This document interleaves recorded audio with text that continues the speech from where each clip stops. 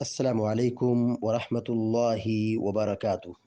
الحمد لله رب العالمين والعاقبة للمتقين، والصلاة والسلام على أشرف الأنبياء والمرسلين نبينا محمد وعلى آله وصحبه أجمعين ومن تبعهم بإحسان إلى يوم الدين، أما بعد.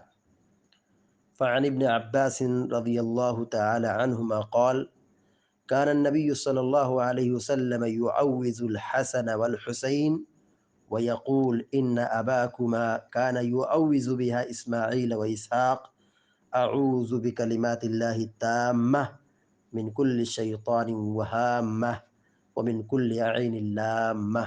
رواہ البخاری۔ ابھی آپ کے سامنے صحیح بخاری کی ایک چھوٹی سی روایت پڑھی گئی ہے۔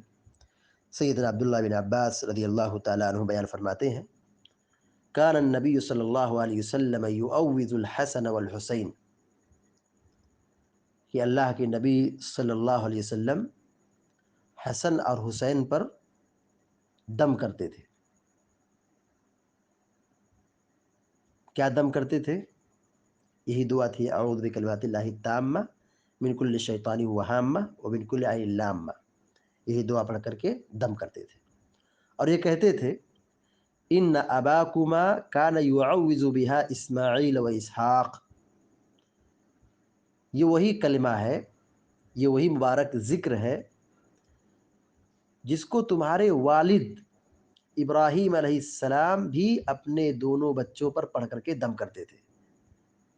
اسماعیل اور اسحاق، ان دونوں بچوں پر یہی کلمہ پڑھ کر کے، یہی الفاظ پڑھ کر کے اپنی اولاد پر دم کرتے تھے، رقیہ کرتے تھے۔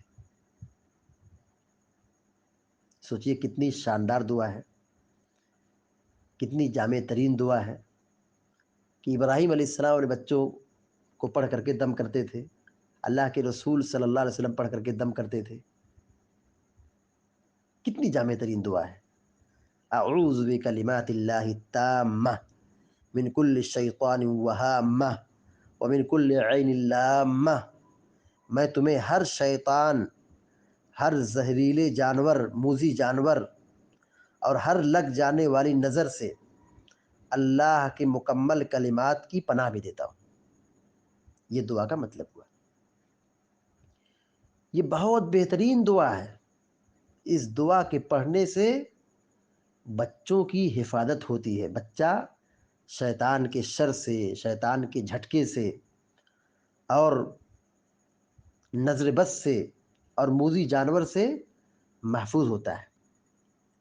ظاہری طور پر ہر والدین اپنے بچوں کو نقصان سے بچانے کی کوشش کرتے ہیں جہاں تک وہ طاقت رکھتے ہیں۔ ظاہری طور پر والدین کی ایک بہت بڑی ذمہ داری یہ ہے کہ وہ اپنی اولاد کو اس ذکر کو پڑھ کر کے دم کریں۔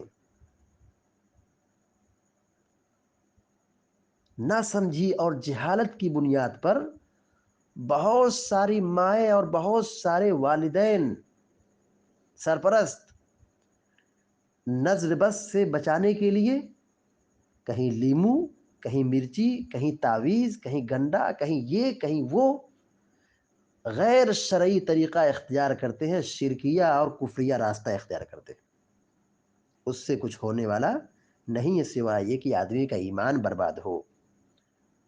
تو اگر ہم یہ چاہتے ہیں کہ ہم پیارے نبی صلی اللہ علیہ وسلم کے طریقے کے مطابق چلیں، انبیاء کے راستے پر رہیں، تو اس مبارک ذکر کو یاد کریں اور اپنے بچوں کو پڑھ کر کے صبح و شام دم کریں۔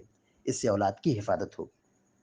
اس سے بچہ شیطان کے حملے سے، شیطان کے جھٹکے سے محفوظ ہوگا اور موذی جانور سے بچے گا اور نظر بد سے بچے گا۔